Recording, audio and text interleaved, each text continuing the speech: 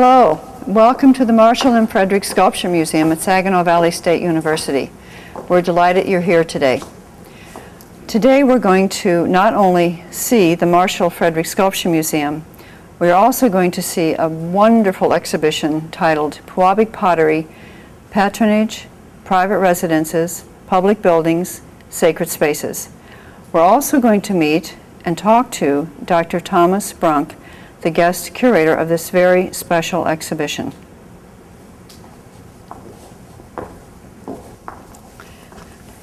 Good afternoon, Dr. Brunk. Hi, Marilyn. How are you? Very good. Let me introduce to you the curator of this very, very wonderful exhibition of Pewabic pottery, historic Pewabic pottery, I might add. Dr. Thomas Brunk is a gentleman I've known for about 30 years. I met Dr. Brunk when I was working at the Archives of American Art Smithsonian Institution and had the honor and the privilege to process and catalog the papers of the Pewabic pottery in Detroit. It was at that time I met Dr. Brunk, and we have been friends all these many years. And so, Dr. Brunk, it is my pleasure to welcome you to the Marshall Fredericks Sculpture Museum, and I hope now that you will share with the audience all of your knowledge about Pewabic pottery. Thank you, Marilyn.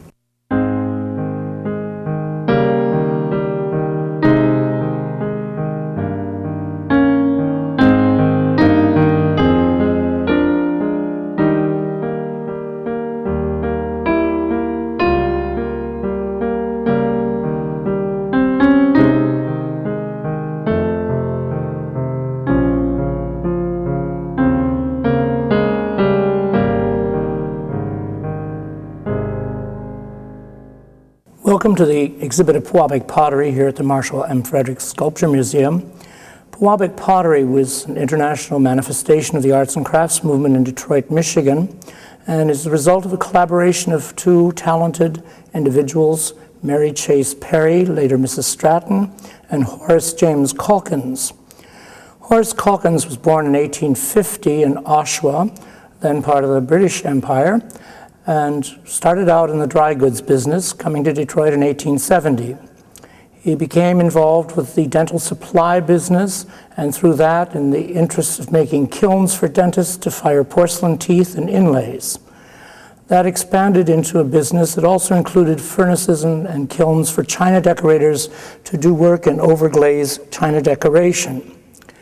Mary Chase Perry was born in 1867 in Hancock, Michigan, and later came to Detroit in 1882, and then studied at the Art Academy of Cincinnati and the Detroit Museum of Art School, primarily sculpture and painting, and supported herself by executing china decoration and teaching. She became involved in the marketing of Calkins kilns, called the Revelation kilns, and these are some examples signed by Miss Perry in the exhibition today. As these kilns developed, studio potters wanted to do more. They wanted to be able to fire underglaze, but the technology was not available to them until 1903, when Calkins developed and Miss Perry perfected a pottery kiln for the china decorators to make this transition to studio potters. So in this case here, we demonstrate the china decoration, the colors that they used, and then three examples of Miss Perry's work in the underglaze decoration with the Revelation Pottery Detroit mark. This is the beginning of this collaboration and the beginning of the Pewabic pottery in 1901. By 1903, Miss Perry was ready to go public and start selling her wares in a national market, and Burley & Company in Chicago purchased a number of these pieces, and her sales began. We have some examples of these matte glazes, flowing matte glazes, in lamp bodies and leaded shades that they designed and made at the pottery. The glass for these shades coming from Kokomo, Indiana, Kokomo Opalescent Glass Works, which is still in business today. From there, she went on to develop other forms, particularly influenced by Asian and Oriental cultures, and as well the Persian cultures. She met and became friends with the international art collector Charles Lang Freer, who donated his collection to the Smithsonian Institution. The museum now sits on the mall, the Freer Gallery of Art. In this section, we focus on patronage, and primarily the patronage of Charles Lang Freer and his influence on Pewabic pottery. It was a unique collaboration because Freer had access to learning about the potter's art and the chemistry and glaze chemistry that goes into this.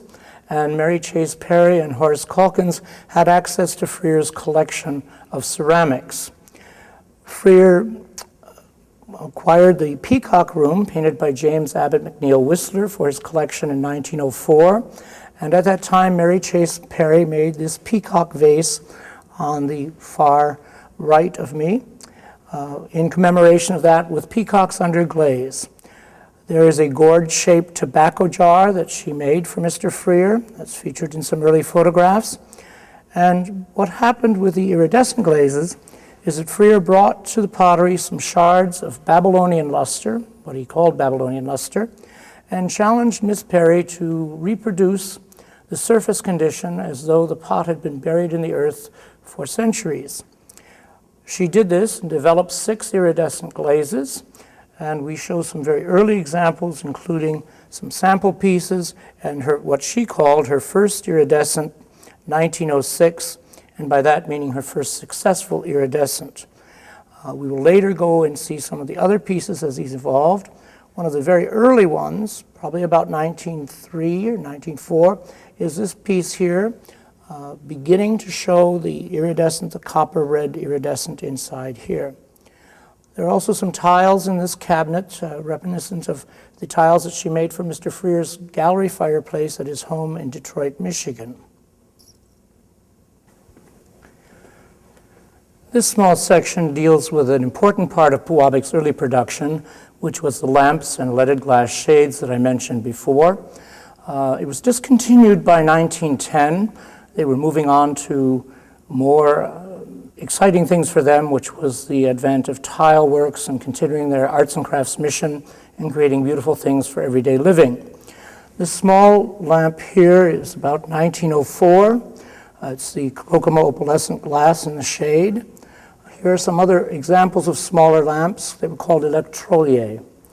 This is a lamp base, 1904, flowing matte glaze, ivory and brown. A typical lamp and leaded shade of this size would have ran between $85 and $150 in 1904. That's 10 years before Mr. Ford announces a $5 a day wage. So these were not at all inexpensive items. Very few lamps and shades are known to survive.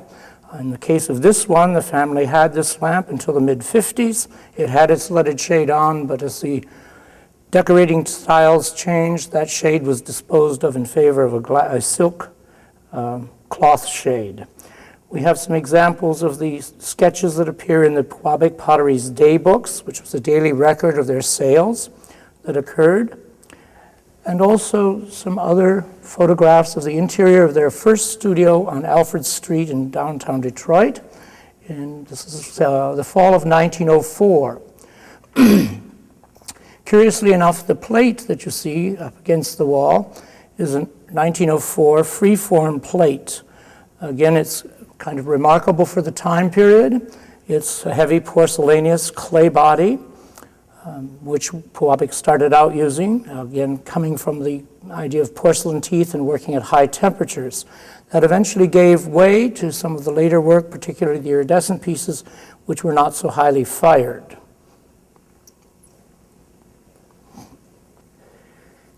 In this case, we are showing some of the early Pewabic pieces. Most of these have maple leaf marks, and you will see that within the show.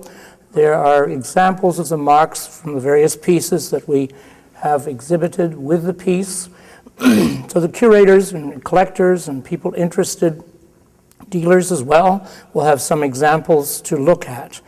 This little inkwell in the form of a conch was Miss Perry's inkwell on her desk. It was also exhibited at the St. Louis Exposition in 1904. The matte green, flowing matte green pieces, often said that these were sort of copies of William Gruby in Boston. But in 1900, Mary Chase Perry sold William Gruby a kiln, spent some time working with him, and when you put the Pewabic glazes side against the Gruby glazes, they're considerably different. We have also some articles that were published on Miss Perry, this one in 1905 in February, showing her flowing matte glazes. Miss Perry, Mary Chase Perry, the potter, it says, Ceramic Studio. It's important to keep people in the process, and we've used a number of personal photographs throughout the show that demonstrate. Here's one of Calkins and Perry together. There are only 3 photographs of the 2 of them together, and this particular one is Miss Perry's wedding photograph in June of 1918, and the pot that she's decorating or arranging the plants in is this lovely red iridescent pot that's here. As you look at these glazes, you'll see a diversity in them. We've tried to make a selection. In an exhibit this small, it's not really this small at all, but the diversity of Pewabic is quite great. So it's not an encyclopedic exposition, it's rather one that's demonstrated to show the range of the pottery itself.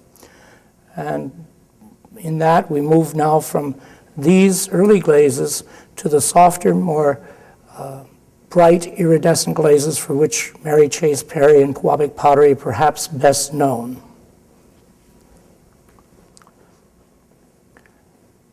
The exhibit has a rather expansive array of iridescent glazes dating from 1906 up until the 1950s.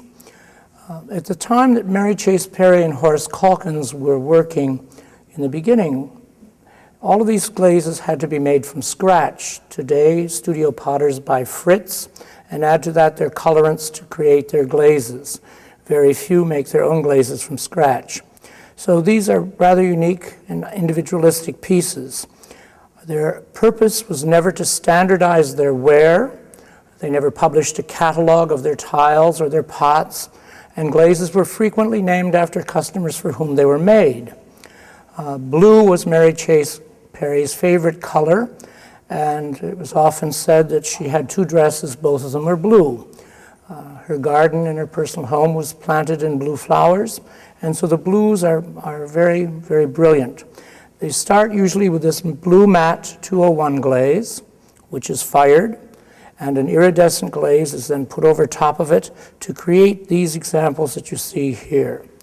The reds that are in the exhibit usually come from copper, which is where the name Pewabic comes from. As I said, Miss Perry was born in Hancock, Michigan, and there are 3 copper mines there, one of which is called the Pewabic Copper Mine. And green being based from copper, she selected the name Pewabic Pottery as the name of her business in 1903. She talks a little bit about the iridescent glaze in the panel, and she said, "My iridescent has been developed from a fortunate beginning into the present stage, always uncertain but less so at each time. It is an expensive glaze to make. It is an expensive glaze because of the materials and because of the firing that goes into it. She developed, as I said, 6 types of iridescent glaze, going from red to gold, and you will see a wide variety of those in here. Many times in firing the kilns, if the kiln did not come out the way she wanted to, she would simply close the door and refire. Again, she developed their own kilns, and the firing was critical to the finish in the pots themselves. Her iridescent glazes were not made available to the public. She kept those records private. And today, Pewabic Society, Inc. is producing glazes very similar in some parts, but they're not able to use the materials such as she did in lead and other chemicals and minerals that are just not being used by potters today, particularly in any circumstance like that. We have on the wall here a number of individual pieces, and I'm delighted with this show, this venue for the show, because the light is of such a caliber that the Pewabic pots literally sing. And often light is a critical factor, and galleries often do not have the kind of light that this needs. So on these walls, you'll see also there are marks with the individual pots so that you're able to observe the pot bottom. Mary Chase rarely ever signed anything. If it is, it's marked Pewabic Detroit or Maple Leaves Pewabic. But on this particular pot, she has signed the bottom of it, Mary Chase Stratton. It was one of her favorites and one that pleased Mr. Freer a great deal. Charles Freer bought a number of Pewabic pots. He gave 3 to the Detroit Museum of Art, and it's the only Western pottery included in the Freer Gallery of Art's collection today. There are 35 examples. Obviously, Mr. Freer's died in 1919. The examples stop and preclude any of the glaze developments that happened after that. Mary Chase Perry continued to develop glazes up until the 1950s. She lived until 1961 when she died at the age of 94. Her assistant, Ella Peters, came to work for her in 1938, and during my course of education, I had the delightful pleasure of spending 17 years working with Ella Peters, learning about Pewabic and its glazes. And it is really a treat to see all of these examples in this show, and I know that the public is going to like it as well. I've arranged these 2 vessels here to demonstrate some of this unique qualities of Pewabic pottery.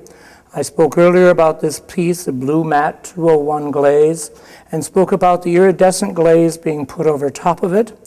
And from your perspective now, this pot appears gold or bronze, but it's actually a blue iridescent glaze.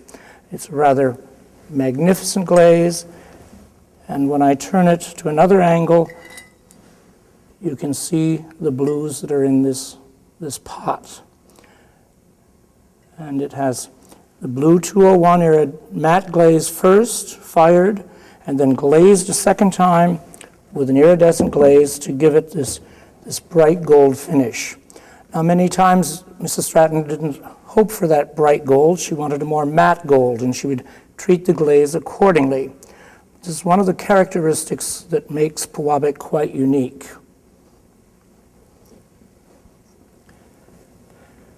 Another feature of the show is we focused a little bit on the yellows and orange that Pewabic produced using chrome and uranium. Today we don't think of uranium as a glaze material, but Mary Chase used uranium to achieve some of these effects. We have several examples here. These 2 here are from chrome. These other oranges are from uranium. These were glazed in a bright white glaze, bright meaning shiny, with the uranium glaze put over top of it. This particular one is a yellow glazed bottom, yellow glazed pot, fired a second time with the glaze over top to create that special effect. These are not found too often, and we're very happy to have this grouping as part of the show. One of the things, if you were a friend of the Strattons, you would usually get a Christmas card made out of clay, and on the back side it would say, "Greetings from W.M. and Mary Chase Stratton." During the Second World War, they produced jewelry, buttons, pins, earrings, as part of their effort to survive, and also souvenir tiles for organizations and for individuals. There's an oval one from the Realtors Association, and this wonderful one here, "In Detroit, Life is Worth Living," produced for the Detroit Board of Commerce about 1910, showing the Detroit skyline, a winged wheel for transportation, hammers for construction industry, anchor for the marine trade, and plants for agriculture. Also, and during the time frame, they produced other sorts of things, lighting devices such as this hanging lantern with a reticulated butterfly design,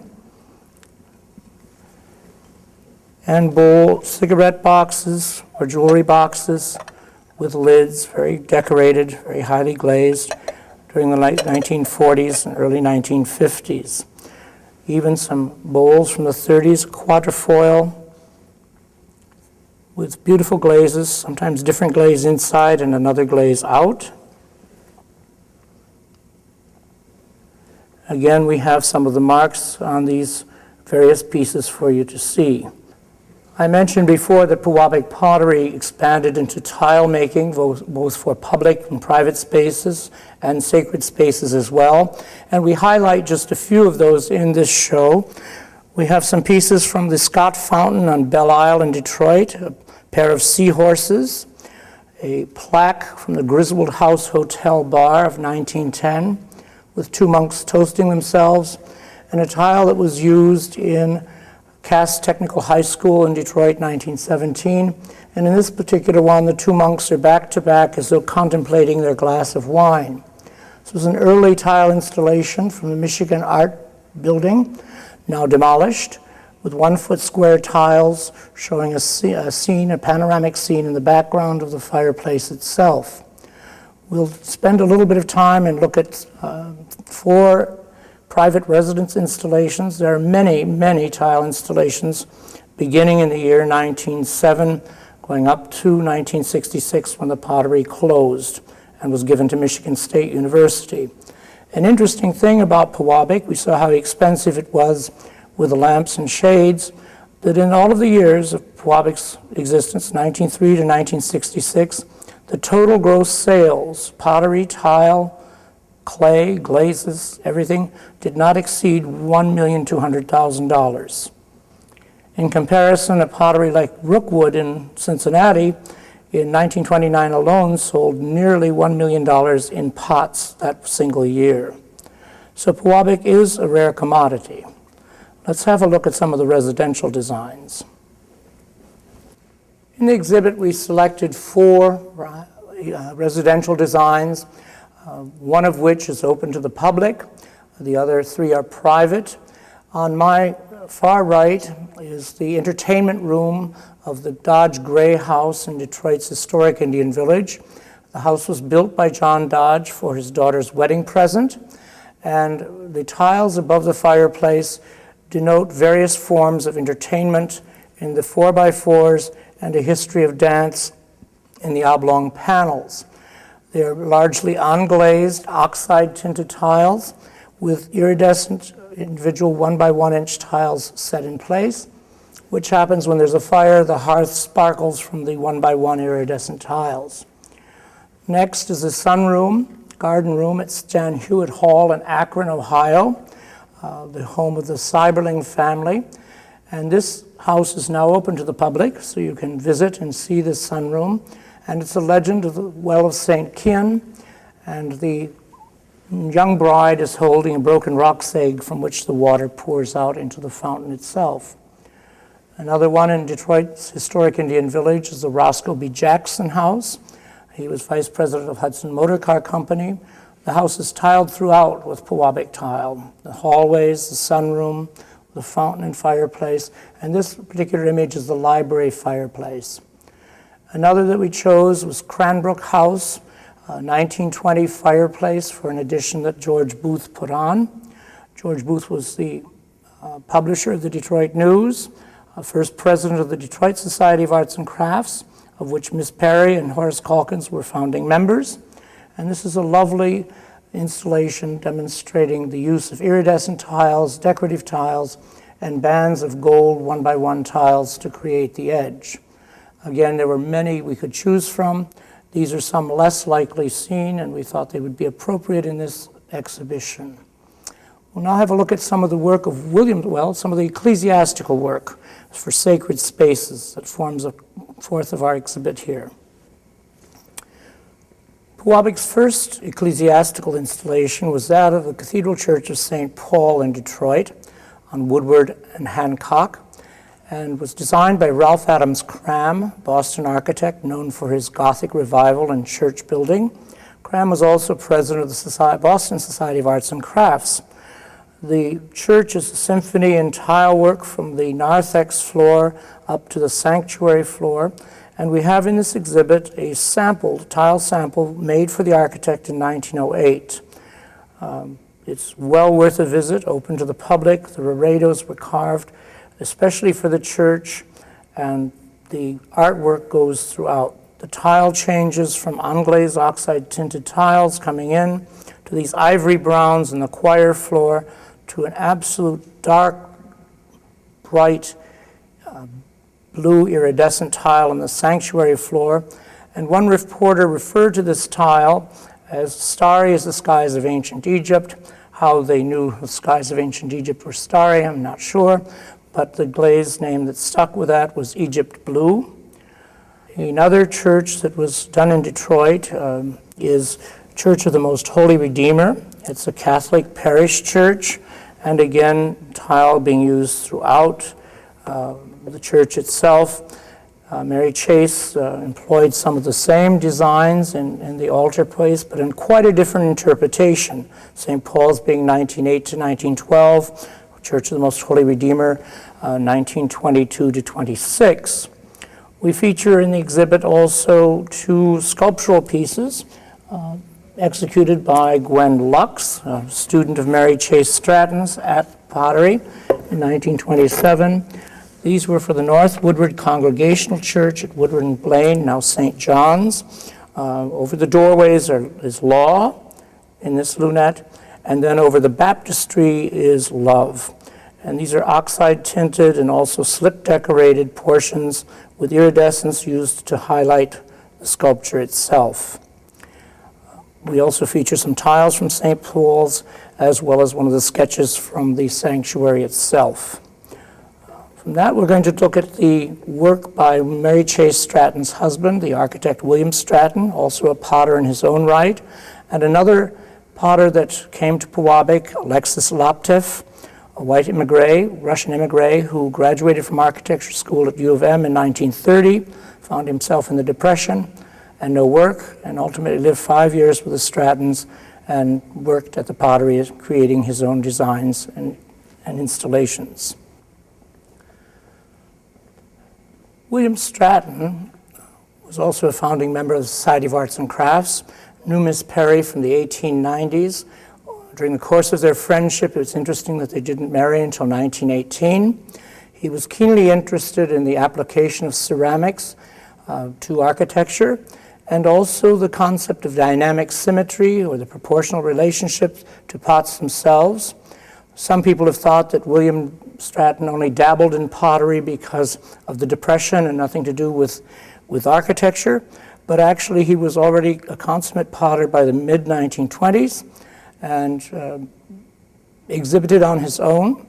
We have in the showcase some examples of dynamic symmetry, again the marks, also some of his own carved pieces with this Edelweiss.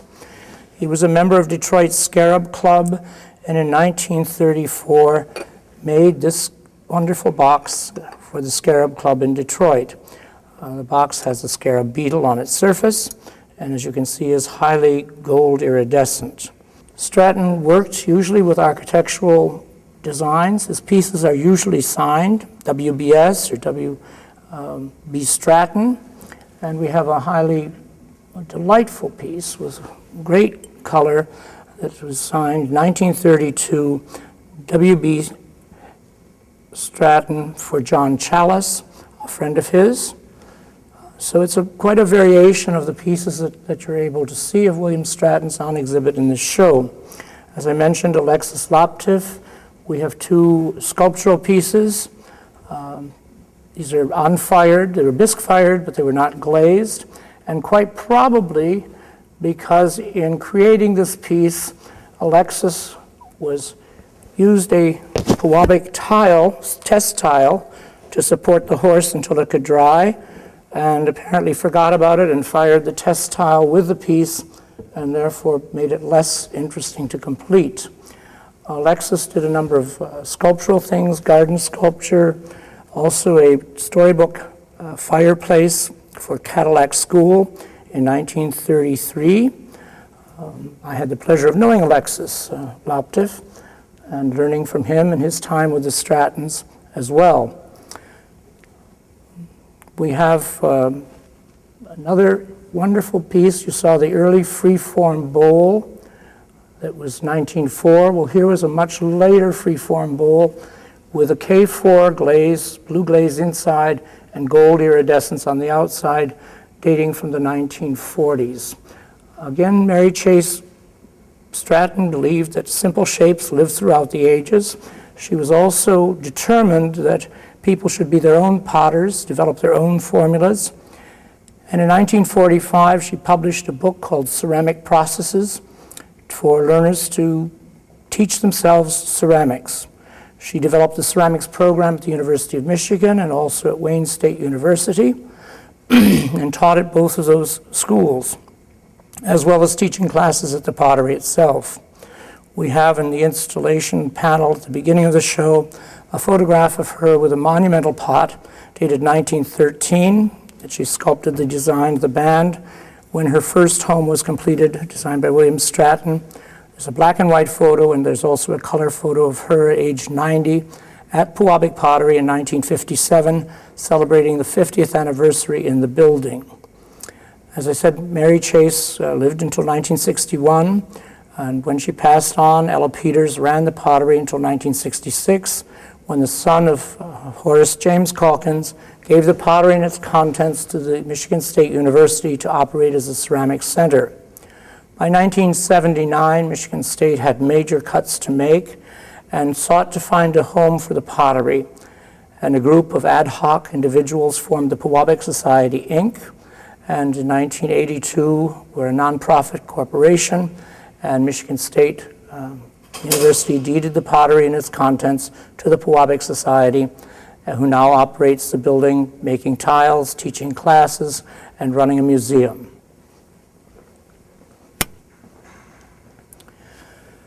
I mentioned the Pewabic Society, and I'm a past president of that organization as well as one of the founding members. I hope you will come and visit this show.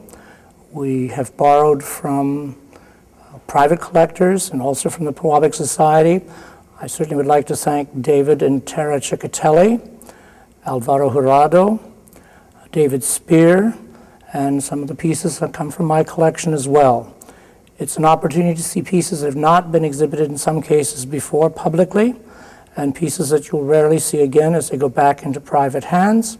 So if you're interested in Pewabic, if this video piques your interest at all, the exhibit opens June 1 and runs through September 29th of this year. And I hope you'll pay a visit to this museum and see the wonderful work by Marshall Fredericks as well as the complimentary work by Pewabic Pottery. Thank you.